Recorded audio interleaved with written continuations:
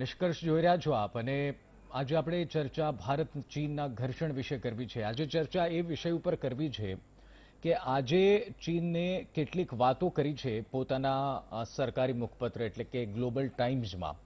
સાથોસાથ ચીને નેપાળ અને પાકિસ્તાનનો હવાલો આપીને ભારતને ચેતવ્યું છે કે ભારતને આ દિશામાં પણ દબાણ વધશે જો એલએસી પર ભારત દબાણ વધારશે તો। આજે કેટલાક અપડેટ્સ પણ છે। આજે પણ બેઠક મળી પરંતુ તેના વિશે અપડેટ થોડી જ વારમાં આવી શકે છે। ગઈકાલે મેજર જનરલ સ્તરની બેઠક મળી હતી પરંતુ એ નિષ્ફળ ગઈ હતી। સવાલ એ છે કે શું ચીન ભારતને ઉશ્કેરવાનો પ્રયાસ કરે છે? આ સવાલ એટલા માટે છે કારણ કે આજે યુદ્ધ અભ્યાસ પણ ચીને શરૂ કરી દીધો છે ભારતીય સીમા નજીક। ચર્ચા કરીશું આ જ મુદ્દા ઉપર નિષ્કર્ષમાં।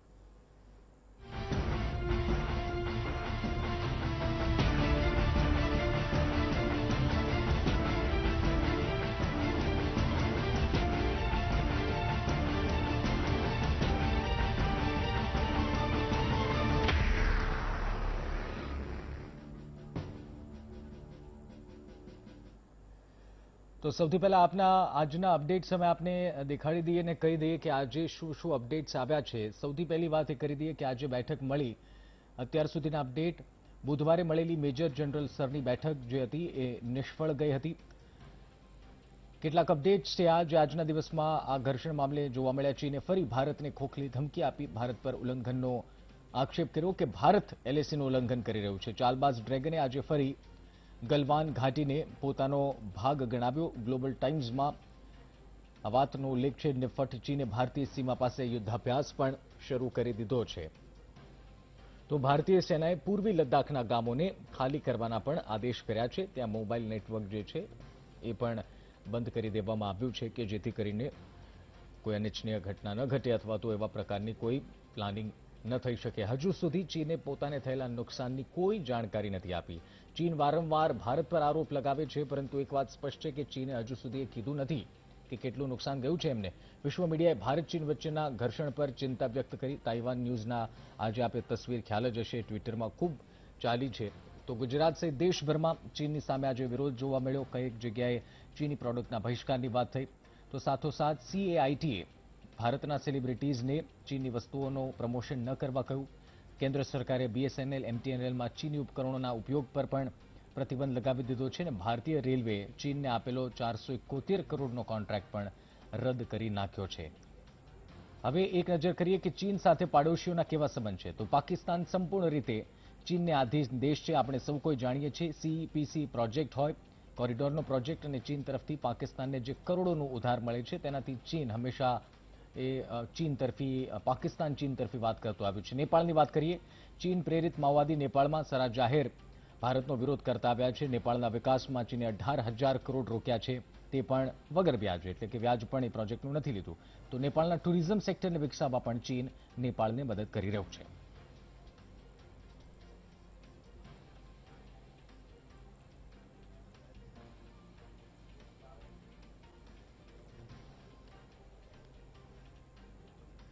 આપણી સાથે x air force officer Manmohan Sharmaji જોડાયા છે। શર્માજી તમારી પાસેથી સૌથી પહેલા એ જાણવું છે આ સ્થિતિને અને આજે ઘર્ષણ બાદ જે અપડેટ આવ્યા કે યુદ્ધ અભ્યાસ ચીને ભારતીય સીમા પાસે શરૂ કરી દીધો છે।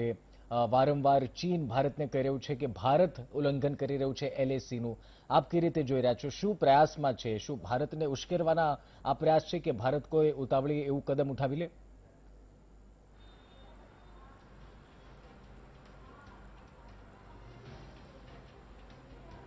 देखिए,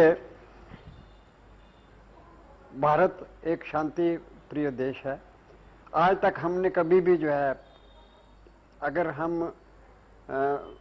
सदियों पहले से भी देखें तो भारत ने कभी किसी देश के ऊपर आक्रमण नहीं किया, ना ही हम किसी दूसरे देश की भूमि पर हमें कभी भी कोई जो है ऐसा लालच रहा है कि हम दूसरे देश के ऊपर आक्रमण करके उनकी भूमि को विजय करें।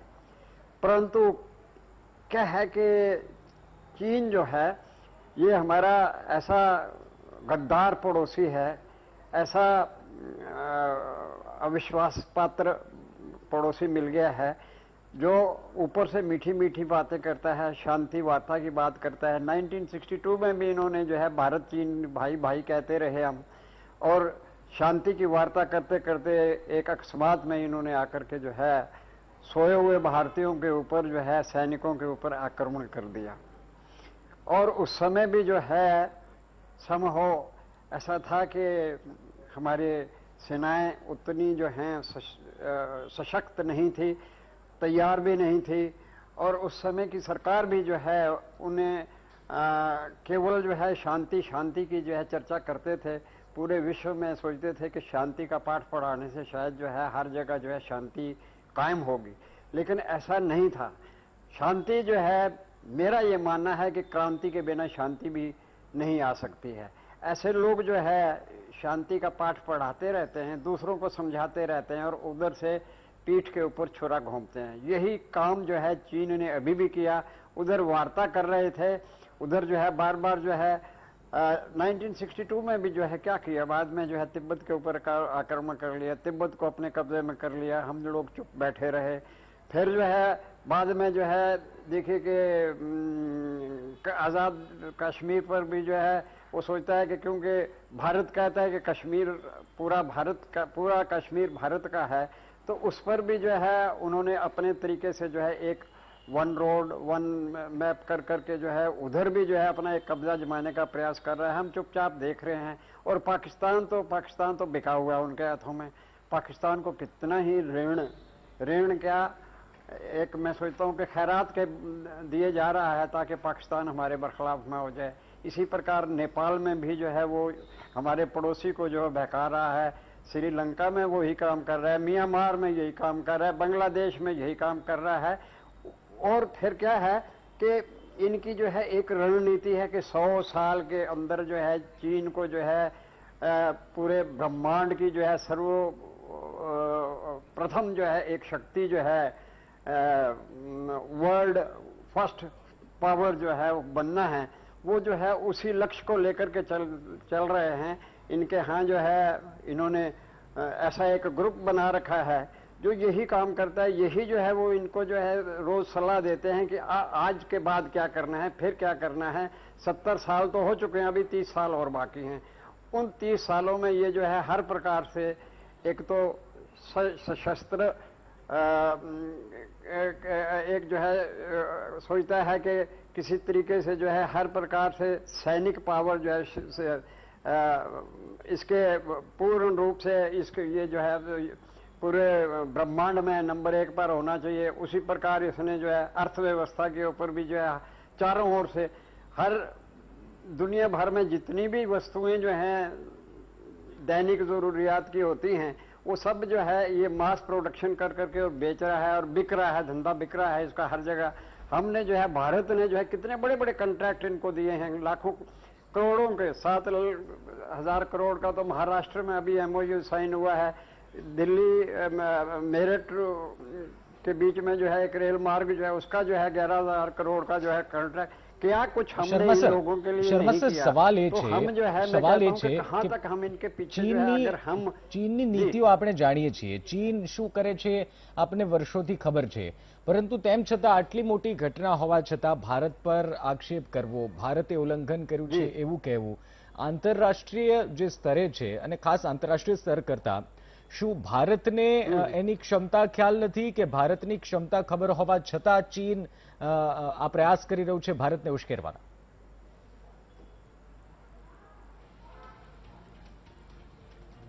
देखिए ये अंतर्राष्ट्रीय जो है मुद्दे पर भी जो हर जगह जो है ये China is trying its best to win the international media के भाई जैसे जो है इन्होंने भारत ने ही आक्रमण किया है, which is totally wrong. Bharat क्यों करेगा ये सब काम करेगा?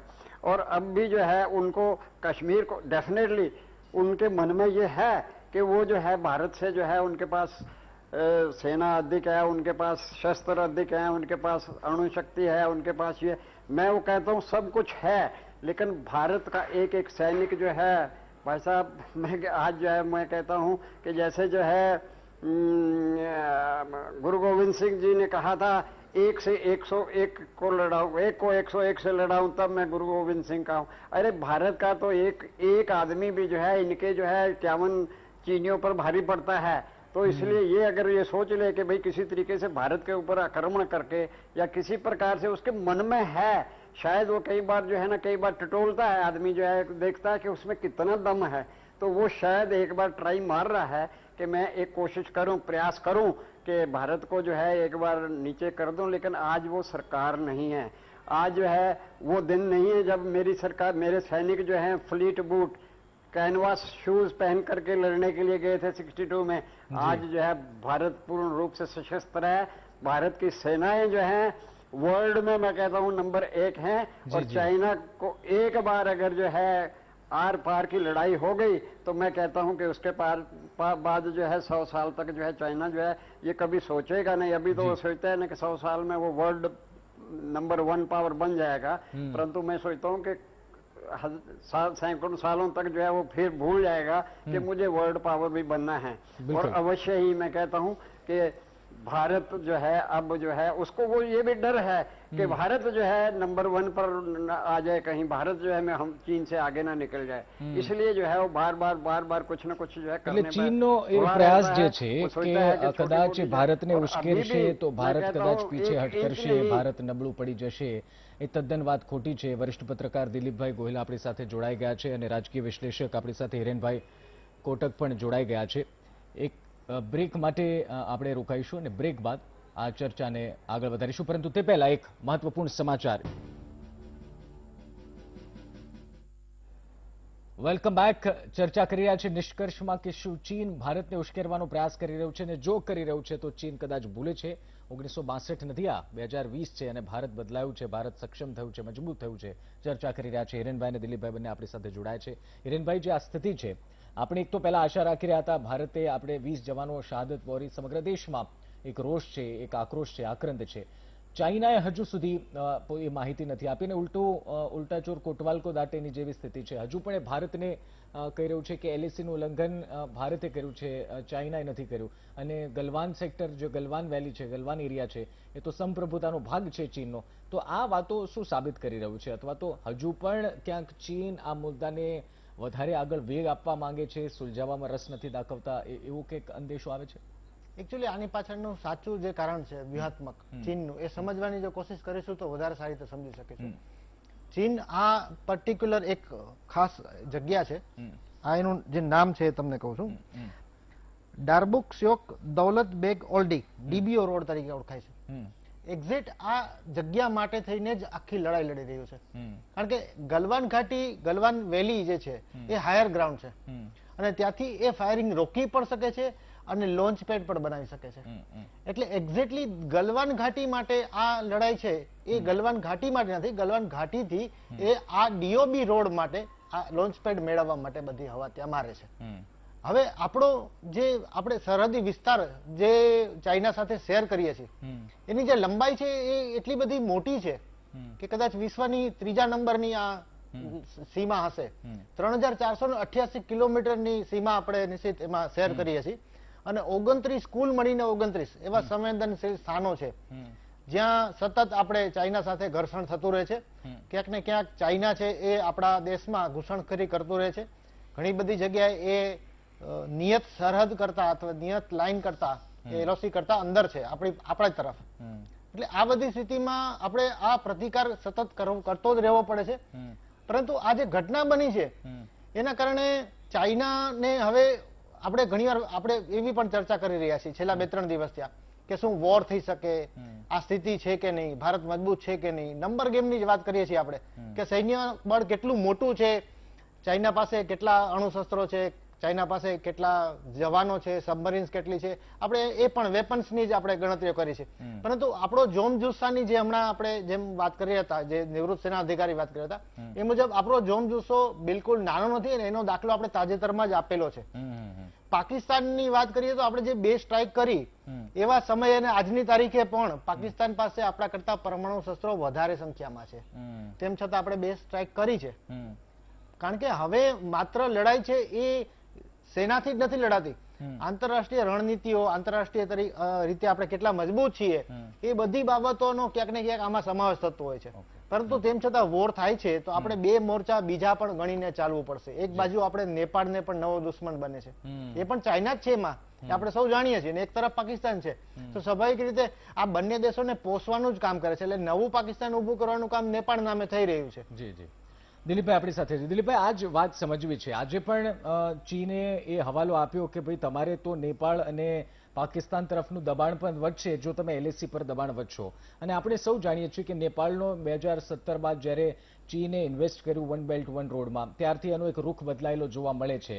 અને આમ પણ માઓવાદીઓનો, ચીન પ્રેરિત માઓવાદીઓનો નેપાળમાં વિરોધ આપણે જાણીએ છીએ. બીજી તરફ માલદીવ જોઈએ તો 16-17 જેટલા ત્યાંના ટાપુ છે એ ચીને લીઝ કબજો કરી લીધો છે. શ્રીલંકાનો 99 વર્ષ સુધી જે ટાપુ છે લીઝ પર લઈ લીધો છે, ત્યાં પણ રોકાણ કરે છે. એટલે આ 4-5 બાજુથી ભારતને આ ઘેરવાનો પ્લાન ક્યાંક ચીનનો છે, જે હજી એ જ પ્રયાસ કરી રહ્યું છે. કારણ કે શ્રીલંકા છે, પાકિસ્તાન છે, આ બાજુ બાંગ્લાદેશ છે. ભલે શાસક પક્ષ બાંગ્લાદેશનો આપણી તરફ હોય, પરંતુ પાકિસ્તાન ચીન ભડકાવવામાં કંઈ બાકી નથી રાખતું. તો આ શું એ જ પ્રયાસ થઈ રહ્યા છે દિલીપભાઈ? શી જિનપિંગના પેટમાં કંઈક દુખે છે. શું દુખે છે એ આપણને ખબર નથી પડતી. એટલે મને લાગે છે જેમ વધારે ને વધારે ઉચ્ચ કક્ષાએ વાતચીત જતી જશે એ પ્રમાણે સ્પષ્ટ થશે. હેનરી કિસિંજરે જે પુસ્તક લખ્યું હતું એમાં એણે ઉલ્લેખ કર્યો છે માઓ ઝેડોંગ વિશે કે આપણે ભારત તો આપણો પાડોશી છે અને આપણે એની સાથે શાંતિથી રહી શકીએ, પણ ભારતને વાટાઘાટ કરાવી હોય ને તો એને ફટકો મારવો પડે. એટલે એમણે જોઈએ છે કંઈક બીજું અને ભારત સામેથી જાય અને કહે ભાઈ શું છે બોલો ને આપણે વાત કરી લઈએ, એવું ભારત કહે એ મકારનો આ પ્રયાસ છે. એટલે આ વખતેની ગણતરી શું છે? જે 2 કે 3 ગણતરી બહુ ઓબ્વિયસ છે. કોરોના પછી ચીન સામે ચારે બાજુથી ભીંસ વધી છે અને ચીને કેમ વિશ્વને સાવધ ન કર્યું, એક એ વાત છે. અને પછી જે આર્થિક ફટકો પડવાની વાત આવી કે કદાચ કેટલી કંપનીઓ ત્યાંથી નીકળી પણ જાય, આ બધામાં એક તરફ ચીન એકલું પડી ગયું એવું જે વાતાવરણ ઉભું થયું એ સંજોગોમાં ભારત એની સાથે ન જોડાય અને ચીન અને ભારત બે પ્રયાસો શરૂ કરેલા. 1000 જેટલી કંપનીઓ હતી એને આકર્ષવા માટે ભારતે પ્રયાસ કર્યો જે ચીનમાં કામકાજ કરે છે. આ એક કારણ હોઈ શકે અથવા આવું કોઈ બીજું કારણ હોઈ શકે. શું કારણ છે જ્યાં સુધી ચીન આપણને કહેશે નહીં ત્યાંથી સ્પષ્ટ નહીં થાય. આજે અત્યારે ફરીથી એકવાર એના વિદેશ મંત્રાલયના પ્રવક્તાએ એ જ કહ્યું છે કે અમારો આ વિસ્તાર છે અને ભારતે આક્રમણ કર્યું છે. અમે તો જ્યાં છીએ ત્યાં છીએ. મતલબ કે આપણે જે ડીએસ્કેલેશનની વાત કરતા હતા, આપણે પાછા હટવાની વાત કરતા હતા અને એક સમાધાન પણ થઈ ગયું હતું. 14 દિવસની વાતચીત પછી એક સમાધાન થયું હોય અને ચીનના સૈનિકોએ પાછું હટવાનું, એ પાછા ન હટ્યા. અને જયારે આપણે એને આપણા સૈનિકોને પાછા હટાવવા માટે ગયા અથવા ચેક કરવા માટે ગયા ત્યારે ઉલટાનો હુમલો કર્યો. એનો મતલબ એ કે ત્યાં હજી એ ઊભું રહેવા માંગે છે અને આ મામલાને ઉકેલવા નથી માંગતું. એટલે હવે એનો ઈરાદો શું છે, એ કઈ બાબતમાં ભારત સાથે વાટાઘાટ કરવા માંગે છે? સરહદનો ઉકેલ તો છે, એ તો લાંબા સમયથી છે. અને એક નિષ્ણાંતને મેં એવું કહેતા બી સાંભળ્યા કે ભારત કરતા ચીનનો ઈરાદો સરહદનો પ્રશ્ન ન ઉકેલાયો છે. છેલ્લા 18 વર્ષથી ચીન એવી કોશિશ કરે છે કે સરહદનો મામલો ઉકેલ ન આવે, એવા કંઈક ને કંઈક બહાના કાઢ્યા કરે છે કે આનો ઉકેલ ના આવે. એટલે એનો મતલબ એ છે કે ચીન પણ ઈચ્છે છે કે સરહદનો મામલો ઉભો રહે અને જ્યારે પણ કોઈક એવી સમસ્યા ઉભી થાય ને ભારતને પ્રેશર કરીને પોતાની સાથે વાટાઘાટ કરવા માટે દબાણ કરવું હોય ત્યારે આ પ્રકારનું છમકલું કંઈક કરવું. એટલે શી જિનપિંગના પેટમાં કંઈક દુખે છે. શેનું દુખે છે એ આપણને કહેશે નહીં ત્યાં સુધી મને લાગે છે આ મામલો ચાલતો રહેશે. બિલકુલ. એક બ્રેક માટે રોકાઈને બ્રેક બાદ આપણે શર્માજી પાસેથી એ પણ જાણીશું કે એ આપણને થોડું કે ભારતીય સેના જે છે કઈ રીતે આ સ્થિતિ સામે લડતી હશે અથવા તો કઈ રીતના હાલ સિચ્યુએશન. કારણ કે આપ જો લદ્દાખ, પૂર્વી લદ્દાખના કેટલાક ભાગો જે ગામો છે એને ખાલી કરવાનો આદેશ છે, મોબાઈલ નેટવર્ક્સ ત્યાં બંધ છે, એ પણ જાણવાનો પ્રયાસ કરીશું એક નાનકડા બ્રેક બાદ.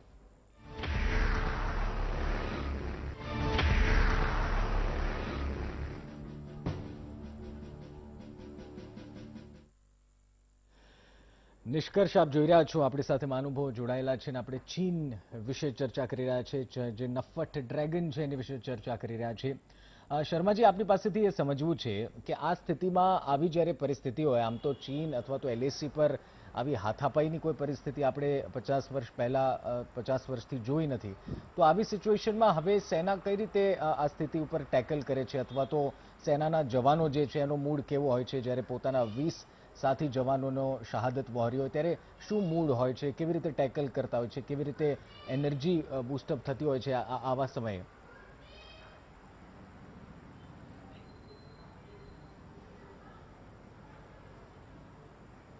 देखिए बंधु, ऐसा है कि ये युद्ध जैसा कुछ हुआ नहीं है। अगर इफ इट शुड हैव अगर ये डिक्लेयर्ड वार हो या जो है अगर आपस में सेना की टक्कर भी होती है तो एमुनिशन और शस्त्रों के साथ होती है, लाठियों के साथ और कांटेदार तारों के साथ नहीं होती है। और केवल जो है इधर जो है हम चर्चा कर रहे हैं और उधर से जो है केवल बात कर रहे हैं। हमारे लोग उनके पास अगर जाते हैं कि भाई ये हमारा एरिया है और उधर बातचीत चल रही होती है, हमारे केवल 8 लोग थे, उनके कम से कम 40 लोग थे। उसके बाद जो है एक पूरा क्राउड आकर के जो है बिना किसी कारण के, बिना किसी बताए के आकर के जो है आक्रमण कर देते हैं और लाठियों से और कांटेदार तारों से और इन ऐसी चीजों से और उन पत्थरों से आक्रमण करना, ये कोई आज की प्रेजेंट अगर जो है फौज जो है सेना इस प्रकार से बिहेव करती है तो it's matter of great surprise. It is just nothing than folly कि एक हंसने की बात है कि आप जो है इतनी बड़ी सेना अपने आप को कहते हैं, आपके पास इतने शस्त्र, अणुशस्त्र, एयरक्राफ्ट, फाइटर सब कुछ है और आप जो है लाठी और डंडों से और पत्थरों से जो है लड़ाई कर रहे हैं। कुछ समझ नहीं आती है, पता नहीं जिनपिंग के जो है कौन से किस प्रकार के जो है उसके विचार हैं और क्या चाहते हैं वो, इट इज नॉट क्लियर। और अगर जो है बाय द वे उनके मन में ये है कि हम इनको केवल डरा करके जो है अपना बिजनेस जो यहाँ इंडिया में चल रहा है उसको चलाते रहेंगे, तो वो मेरे ख्याल में अब ये भूल जाए। क्योंकि भारतीय जो है युवा अब पूर्ण रूप से जागृत हो चुका है। हर जगह भारत में सब शहरों में, आज तो सूरत में भी एक बहुत बड़ा कार्यक्रम हुआ जिसमें बहुत से पूर्व सैनिक, यहाँ के नागरिक, आर्य समाज के लोग, ब्राह्मण समाज, सब लोग वहाँ इकट्ठे हुए थे और चाइना की जो है जितने भी जो है जिसके घर में जो कोई इंस्ट्रूमेंट जो कुछ भी था ला करके वहाँ उनका दहन किया गया। और उसके बाद जो है खैर हवन यज्ञ किया गया और हमने हमारी जो शहीद हुए हैं हमारे भारत माता के सपूत, उनकी आत्मा की शांति के लिए यज्ञ किया। उनके परिवारों के लिए जो है उनके प्रति जो है एक शोक संदेश जो है वहां पर पारित किया गया। तो अब जो है भारत का हर नागरिक दिन प्रतिदिन मैं कहता हूं कि जागता जा रहा है, उनको समझ आ रही है। अब केवल लड़ाई तो है ही, सीमा पर तो युद्ध चलेगा ही, लेकिन अब घर घर में भी युद्ध चलेगा कि चाइना का एक भी पार्ट, एक भी जो है સીમાનું યુદ્ધ નથી રહ્યું। હવે લોકો ઘર સુધી, હવે ઘરમાં લોકો ચાઇના પ્રત્યે એક વિચાર વિમર્શ ચાલી રહ્યા છે, બોયકોટ ચાઇના કહી તો રહ્યા છે, પરંતુ એ ટેક્ટિકલ ટર્મ્સમાં સરકારે વિચારવાની જરૂર છે। હિરેનભાઈ, આપને પૂછવા માંગુ છું, વડાપ્રધાને શબ્દ કહ્યા કે જવાનોનો જે શહીદી છે વ્યર્થ નહીં જાય, તો કઈ પ્રકારે આ નિવેદનને સમજવું, કઈ પ્રકારના એક્શનની એક્સપેક્ટેશન સરકાર પાસે રાખી શકાય? કારણ કે પાકિસ્તાનને આપણે જડબાતોડ જવાબ આપ્યો અને એ પણ ગણતરીના સમયમાં લોકો વિચારે પહેલા આપણે નિર્ણય લીધો, તો શું આમાંય શક્ય છે ખરી અથવા તો આમાંય થઈ શકે ખરી? જો વાસ્તવિકતાની દ્રષ્ટિએ જોઈએ અથવા પ્રેક્ટિકલી વિચારીએ તો આ જે સ્ટેપ છે એ છેલ્લું આવે છે સ્ટ્રાઇક કરવાનું। યુદ્ધની તો આપણે હમણાં શક્યતા વિચારવી જ ન જોઈએ ને ચાઇના પણ સ્વાભાવિક રીતે નથી જ વિચારતું, કેમ કે ચાઇનાની નીતિ જ પહેલેથી એવી રહી છે।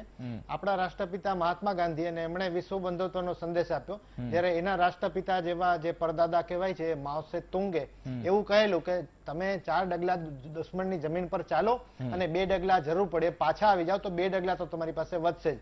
હવે જરૂર બિલકુલ એવી છે કે 4 ડગલા ચાલે તો 8 ડગલા ખસેડીને 4 ડગલા આપણે રાખો, કારણ કે મૂળભૂત જમીન તો આપણી જ હતી ને આપણી જ છે। પરંતુ આપણે જે વાત કરી રહ્યા છીએ કે પગલાઓ પ્રધાનમંત્રીએ શું લેવા જોઈએ, તો સૌથી પહેલો તો પ્રશ્ન પગલાઓ અંગે જ થાય છે કે જો આપણે લાકડીઓ અને પથ્થરોથી લડાઈ લડવાની હોય તો 71 બિલિયન ડોલરનું બજેટ શાના માટે ફાળવાયેલું છે? આ સૈનિકો પાસે અત્યાધુનિક હથિયારો કેમ નથી આપવામાં આવ્યા? આપણા લોકો ત્યારે જો લાઠી અને પથ્થરોથી લડાઈ લડતા હોય તો સામે જયારે લડાઈ લડાણી હશે ત્યારે સામેથી જે ટુકડીઓ આવી હશે ચાઇના વાળાની, એ ચાઇની ટુકડીઓ, ચાઇનાના સૈન્યની ટુકડીઓ પાસે આધુનિક હથિયારો નહીં હોય, શું આપણે એવું માનીએ છીએ?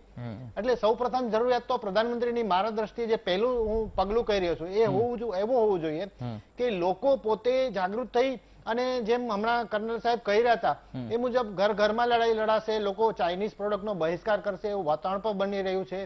વોટ્સએપ યુનિવર્સિટી પણ બહુ ગાય વગાડીને કહી રહી છે, પરંતુ એ ખરા અર્થમાં ઘણીવાર આવું બને છે ત્યારે એ કેટલો બહિષ્કાર થાય છે આપણે સૌ જાણીએ છીએ. જરૂર છે કે સરકાર, ભારતની સરકાર, નરેન્દ્ર મોદીજી ઘણી બધી એવી પ્રોડક્ટ, ઘણી બધી સર્વિસીસ જે ચાઇના પાસેથી આપણે લઈએ છીએ, એ સોફ્ટ સર્વિસ હોય કે હાર્ડ સર્વિસ હોય, એ આપણે ઘણી બધી સેવાઓને, ઘણા બધા બિઝનેસને આપણે રોકવો પડશે. તો જ સાચા અર્થમાં ચાઇનાનું નાક દબાશે અને જરૂર પડીએ બીજા અન્ય વિસ્તારોમાં જ્યાં જ્યાં ચાઇનાની પેશકદમી હોય તે પેશકદમી દૂર કરવા માટેનું ઓપરેશન કરવું પડશે. હવે એ ઓપરેશન અહીંયા આપણે સ્ટ્રાઇકની બાબતમાં જરા મિલિટરીની ભાષામાં સમજવાની કોશિશ કરીએ તો સ્ટ્રાઇક એવી વસ્તુ છે કે જ્યાં આતંકવાદી કેમ્પો આવેલા હતા ત્યાં આપણે સ્ટ્રાઇક કરેલી, એ કેમ્પને નેસ્તનાબૂદ કર્યા, જેથી એ લોકો આપણા દેશમાં આવીને જે આતંકવાદ ફેલાવતા હતા એ બંધ થાય. અહીંયા અંદર ચાઇનાની અંદર કોઈ એવા આતંકવાદી કેમ્પો ની કોઈ વાત આપણી સામે હજુ સુધી છે નહીં કે જ્યાં જઈને આપણે એને નેસ્તનાબૂદ કરીએ, પરંતુ આપણી ભૂમિ ઉપર જ્યાં કબજો કરેલો છે ત્યાં આપણે મજબૂત સ્ટ્રાઇક કરવી પડશે. એ આપણા જ વિસ્તારમાં જે બેઠા છે ત્યાં જ. એટલે જે નિયમો છે એમાં અહીંયા આપણે જો પણ જરા પણ અત્યારે નબળું આપણે પરિસ્થિતિ આપણી બતાવીશું તો ક્યાંક ને ક્યાંક એ વલણ આપણા માટે ખૂબ જ ઘાતક નીવડી શકે છે. જેમ મેં વાત કરી એમ DOB રોડ છે, એવી બીજી મેં 29 પોઈન્ટની વાત કરી છે. 29 એવા સંવેદનશીલ સ્થાનો છે જ્યાં ચાઇના હજુ પણ વધારે હિંમતથી આગળ વધશે. એટલે હિંમત તોડવા માટે, એ જે મોરલ બન્યું છે એ તોડવા માટે ક્યાંક ને ક્યાંક એક મોટા ઓપરેશનની પણ જરૂર છે. અને ભારત સરકાર ઘણી બધી પ્રોડક્ટ ઉપર પોતે જ કાપ લગાવે, એની આયાતો બંધ કરે અને એમના જેટલા, આપણા જેટલા ઉદ્યોગકારો ત્યાં જઈને વસ્યા છે એમને અહીંયા રેડ કાર્પેટ આપે અને અહીંયા બિઝનેસ માટે બોલાવી લે, તો ક્યાંક ને ક્યાંક સાચું પ્રેશર ઊભું થશે. દિલીપભાઈ, એક વાત તો નક્કી છે કે વોર અથવા તો યુદ્ધ એ એક વિકલ્પ છે જ નહીં, અને આજે આપણે જોયું કે આંતરરાષ્ટ્રીય મીડિયાએ પણ એ ચિંતા વ્યક્ત કરી છે આ સ્થિતિ ઉપર. આપની પાસેથી દિલીપભાઈ સમજવું છે કે જ્યારે આપણે બોયકોટ ચાઇનાની અથવા તો ચાઇનીઝ પ્રોડક્ટના બહિષ્કારની વાત કરીએ અને સામે પક્ષે આપણે આયાત નિકાસની જો માર્જિન આપણે જોઈએ ચાઇના સાથે, તો 16% ભારતીયોની જરૂરિયાતનો સામાન 16% એ ચાઇનાથી આવે છે. પછી એમાં, અને ખાસ આપને પણ ખ્યાલ છે કે ફાર્મા ઇન્ડસ્ટ્રી કેટલી નભે છે ચાઇના ઉપર. તો આવી સ્થિતિમાં કેન્દ્ર સરકાર શું એ સ્ટેન્ડ પર છે, અથવા તો કેન્દ્ર સરકાર શું એ દિશામાં કઈ નિર્ણય લઈ શકે છે વેપાર ક્ષેત્રે અથવા તો ચાઇના સાથેના વેપારી સંબંધ વિશે? સત્તાવાર રીતે એવી કોઈ જાહેરાત કરે એની માટે રાહ જોવી પડે, કારણ કે વેપારી સંબંધો અલગ છે. આપણે વર્લ્ડ ટ્રેડ ઓર્ગેનાઇઝેશન સાથે જોડાયેલા છીએ, એના નિયમો પ્રમાણે કામ ચાલતું હોય છે. એટલે રાતોરાત તમે પ્રતિબંધ મૂકી દો તો આપણે એવા સમાચાર સાંભળ્યા કે BSNL ને કીધું છે કે તમે 4G ના સાધનો એની પાસેથી નહીં લો, પણ 5G માટે આપણે UAE સાથે વાતચીત ચાલી જ રહી છે. એટલે આ બધી વાતો પ્રચાર માટે બરાબર હોય છે, જાહેરમાં પ્રચાર માટે થતું હોય છે. સરકારનું પોતાનું જ હમણાં એક ખાતું ચીનની વેબ ઉપર થયું હતું, એટલે એમાં બહુ વાસ્તવિકતા હોતી નથી. એ બધું બહુ પ્રચાર માટે અને ઢોલ પીટવા માટે હોય છે. લોકો બહિષ્કાર કરે મને વાંધો નથી, એમાં કઈ ખોટું બી નથી થતું હોય, અને આપણે સ્વદેશી તરફ તો આગળ વધવાનું જ છે. પણ એ અલગ થતું હોય છે ને, તાત્કાલિક નથી થતું, એના ઓપ્શન ભારતમાં ઉભા થવા. હવે બે જે કરવાની બાબતમાં બે જ વસ્તુ હવે રહી છે. એક લશ્કરી દ્રષ્ટિએ જે કરવાનું છે, અને એ લશ્કર અને સેના પોતાની રીતે કહી રહી છે. જેટલા બી હિરેનભાઈ જે વાત કરી છે 28 કે 29 પોઈન્ટ, એ સહિતના પોઈન્ટ ઉપર ભારતનું સૈન્ય છે એ સાવધ છે અને પોતાનું કામ કરી રહ્યું છે. પરંતુ હવેનો જે કામગીરી કરવાની છે વધારે ઉચ્ચ લેવલે કરવાની છે, ડિપ્લોમેટિક લેવલે અને રાજકીય લેવલે કરવાની છે. વધારે ઉચ્ચ કક્ષાએ વાતચીત થાય અને શું મેં કહ્યું પ્રમાણે પ્રોબ્લેમ ચીનને જોઈએ છે શું એ અત્યારના તબક્કે લાંબા ગાળાના એના હેતુ જે પણ હોય એટલે એના આધારે થશે. થોડું લાંબુ ચાલશે. ડોકલામમાં પણ આપણે જોયું હતું બહુ ઘણા લાંબા દિવસો સુધી આ મામલો ચાલ્યો હતો, એટલે તાત્કાલિક આ મામલાનો ઉકેલ નહીં આવે. અત્યારે જે પરિસ્થિતિ છે એમ જળવાઈ રહેશે, વધારે જાનહાનિ ન થાય એ આપણે બી ઈચ્છીએ છીએ, ચીન પણ ઈચ્છે છે. ચીને પણ સૈનિકો ગુમાવ્યા જ છે અને ચીનને પણ મુશ્કેલી થાય જો એના સૈનિકો માર્યા જાય તો. એટલે સૈન્ય અત્યારે સામસામે ઉભા રહેશે, પરંતુ ડિપ્લોમેટિક લેવલે અને એનાથી પણ ઉચ્ચ રાજકીય કક્ષાએ વધારે વાતચીત ક્યારે થાય છે અને આની પાછળનો ચીનનો ઈરાદો શું છે એના પર થશે. ટૂંકમાં એવું કહી શકે કે આ મામલો હજી થોડો લાંબો ચાલશે. અરે દિલીપભાઈ, જે ડિપ્લોમેટ વેની આપ વાત કરો છો, ગઈકાલે પણ એક બેઠક મળી, એ નિષ્ફળ ગઈ, આજે પણ એક બેઠક મળી. હાયર લેવલ પર વાતચીતનો અર્થ શું થઈ શકે? એટલે દેશના બંને વિદેશ મંત્રી અથવા તો દેશના વડાઓ મળવાની કે અથવા તો ટેલિફોનિક અથવા તો એવી કોઈ ચર્ચાની આપ વાત કરો છો કે કોઈ હસ્તક્ષેપ પણ આ બંને દેશમાંથી કોઈ એક સ્વીકારશે? પાકિસ્તાન મામલે આપને ખ્યાલ છે કે અમેરિકા જ્યારે આવ્યું ત્યારે ભારતે એક સ્પષ્ટ સંદેશ આપ્યો હતો કે અમારે જરૂર નથી, દ્વિપક્ષીય વાર્તા છે. તો શું આ મુદ્દામાં હાયર ડિપ્લોમેટ ટોક્સની જે આપ વાત કરી રહ્યા છો એ કઈ રીતે સમજીએ? મને લાગે છે કોઈ ત્રીજા પક્ષનો તો આપણે સ્વીકાર નહીં કરીએ. ભારત મોટો દેશ છે અને વર્ષોથી એની નીતિ રહી છે. આપણે કોઈ ત્રીજા દેશને વચ્ચે મધ્યસ્થી તરીકે નથી લેતા. એટલે પાકિસ્તાન હોય કે ચીન, એ બાબતમાં એ બહુ સ્પષ્ટતા છે કે આમાં કોઈની મધ્યસ્થી આપણે લેવાના નથી. ટ્રમ્પ હંમેશા એને બોલવાની ટેવ છે, બોલ્યા કરે છે, એવી પ્રકારનું આપણે કોઈ બહુ મતલબ નથી. હાયર લેવલના ટોકથી મારો મતલબ એ છે, આપણે બંને લગભગ 2003માં કે 2005માં જ્યારે એક કરાર થયા હતા ત્યારે સ્પેશિયલ રિપ્રેઝેન્ટેટિવ બંને દેશે નિમ્યા હતા. એક એવા અધિકારી બંને કક્ષાએ હોય બંને દેશ તરફથી કે જે ભારત અને ચીન વચ્ચેના જે કઈ નાના મોટા મુદ્દા હોય એના વિશે સતત ચર્ચા કર્યા કરે. પણ એ મિકેનિઝમ બહુ આગળ નહોતું વધ્યું. એ સિવાય જે સરહદ ઉપર ચર્ચા થાય છે એ કમાન્ડિંગ ઓફિસર લેવલની હોય છે. બંને પક્ષના ત્યાં જે કમાન્ડિંગ ઓફિસર હોય છે એ વાતચીત કરતા હોય છે. પણ એની એક એવી ઉપયોગી છે, પણ એની એક મર્યાદા છે. એનાથી આગળ વધીને ડિપ્લોમેટિક લેવલે રાજદૂતો કક્ષાએ થાય અને બંનેના વિદેશ પ્રધાન વચ્ચે પણ ચર્ચા એટલે વાતચીત થઈ છે ફોન ઉપર. એ સત્તાવાર વાટાઘાટ નથી. એટલે આપણે રાહ જોવી પડશે અઠવાડિયું 10 દિવસ ગ્રાઉન્ડ ઉપર શું પરિસ્થિતિ છે. એ પછી સત્તાવાર ધોરણે કમસે કમ મને એવું લાગે છે કે વિદેશ પ્રધાન કક્ષાએ એકાદ વાર વધારે સ્ટ્રક્ચર્ડ વાતચીત થાય, એ પછી જ પરિસ્થિતિ વધારે સ્પષ્ટ થશે. બંને રાષ્ટ્રના વડા વચ્ચે વાતચીતનો સમય હજી નથી આવ્યો, મોટાભાગના નિષ્ણાતો કહે છે, અને મને વાત સાચી લાગે છે. કારણ કે જ્યાં સુધી નાની મોટી બીજી વસ્તુઓ સ્પષ્ટ ન થાય ત્યાં સુધી બંને રાષ્ટ્રના વડા વાતચીત નહીં કરે. કમસે કમ વિદેશ પ્રધાન કક્ષાએ કદાચ સ્ટ્રક્ચર્ડ એટલે બહુ સત્તાવાર રીતની વાતચીત થાય પછી થોડી સ્થિતિ સ્પષ્ટ થશે. ખૂબ ખૂબ ધન્યવાદ હિરેનભાઈ, દિલીપભાઈ અને શર્માજી, આપ તમામ અમારી સાથે જોડાયા બદલ ખૂબ ખૂબ આભાર. તો દર્શકો, એક વાત સ્પષ્ટ છે કે હજુ પણ આ જે વિવાદ છે એ થોડો લાંબો ચાલી શકે છે, પરંતુ જેમ દિલીપભાઈ કહી રહ્યા છે કે ડિપ્લોમેટ રેટ એક જ રીત છે કે આ બંને દેશ વચ્ચે શાંતિ સ્થપાય. ચીન પણ કદાચ એ ઈચ્છી રહ્યો હશે. એક બ્રેક માટે રોકાય, બ્રેક બાદ અન્ય સમાચાર પર છે.